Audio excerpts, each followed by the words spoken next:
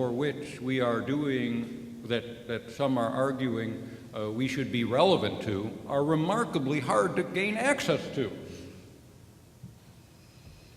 Very interesting offset.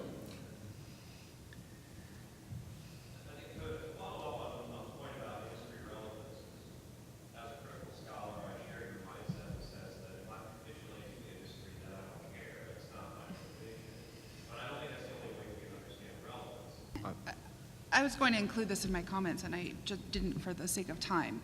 But David Rowe has a great piece published in Journalism on the concept of problem-oriented journalism.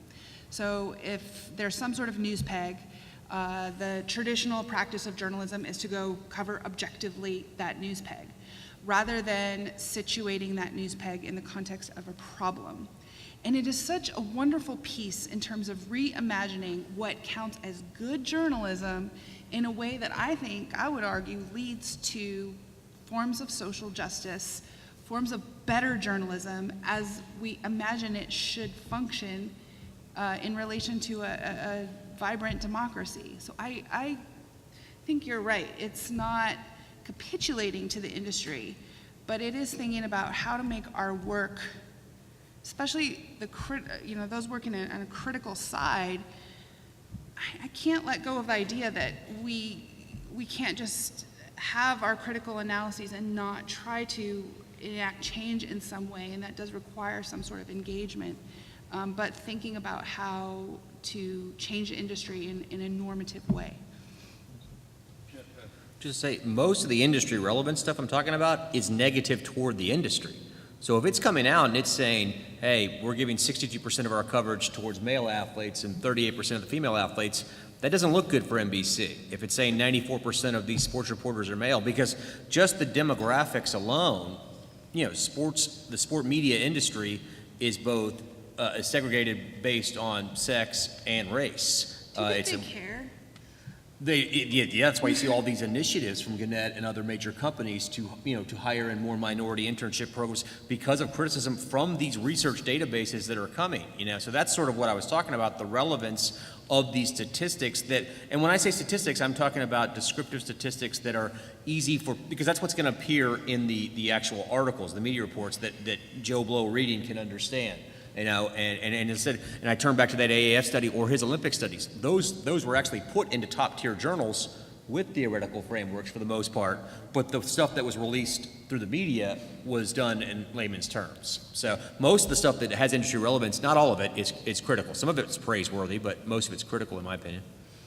I would argue that the bulk of the research in the media, sport, and society disposition is very, very relevant to that industry. It's largely what they may not want to hear.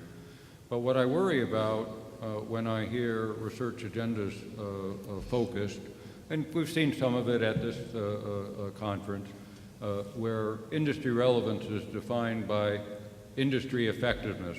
How can one use Twitter more effectively to garner more interest by fans?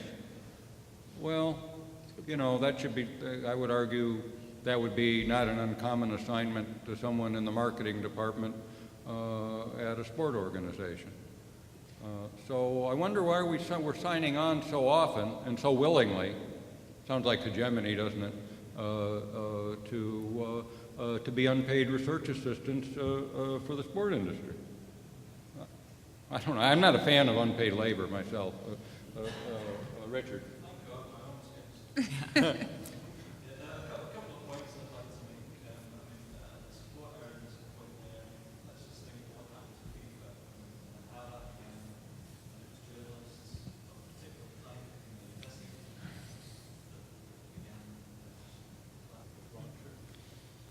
Yeah, when I think about the role of journalism and,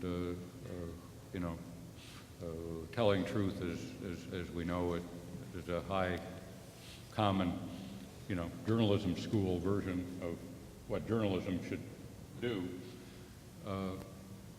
But, we really need to take a look at, maybe back off and say, well, why are we studying this? And I personally kind of keep coming back to George Gerbner's notion that those people who tell most of the stories most of the time control a culture.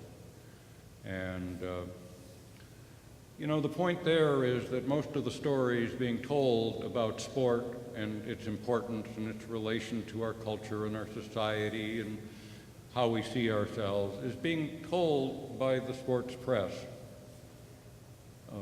Some of them are employed by the media.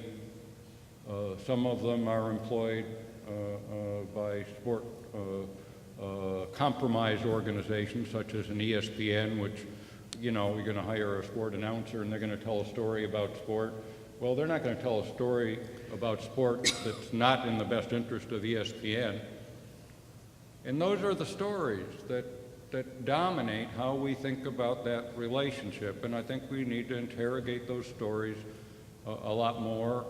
They're not being challenged routinely because there's consensus amongst the journalists and sport reporters largely. There's a reason, for instance, that when things go awry in sport, those stories get reassigned to real reporters, not in the toy department.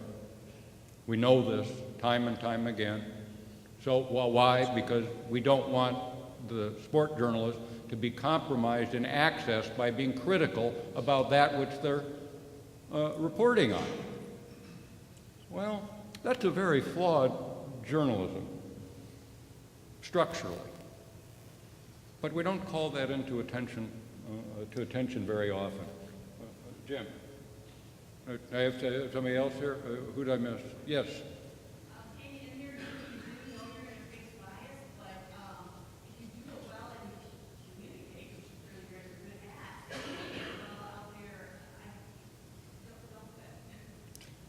I think that's a terrific comment, and it brings many things together, and we are really right about at 2 o'clock, and as Sandy suggested, we've got a number of sessions following this that build on threads that we've discussed here.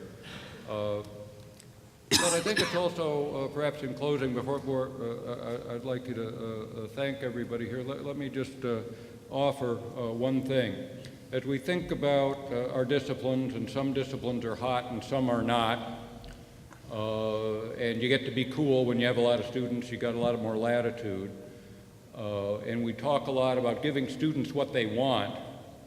You can get in a real troubled place by giving people what they want. Journalism is often in that role.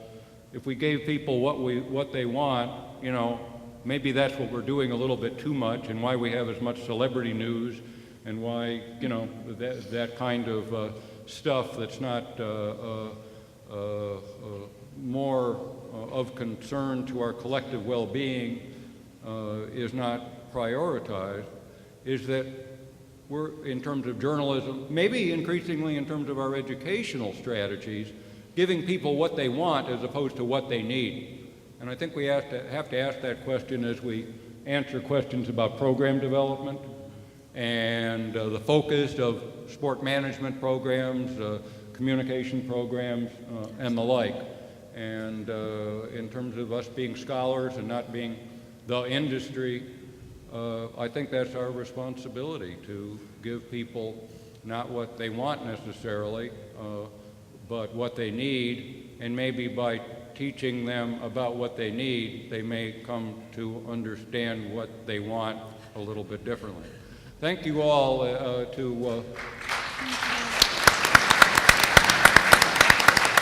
our panelists were absolutely terrific, and I'm really thrilled we had a good range of comments and engagement here.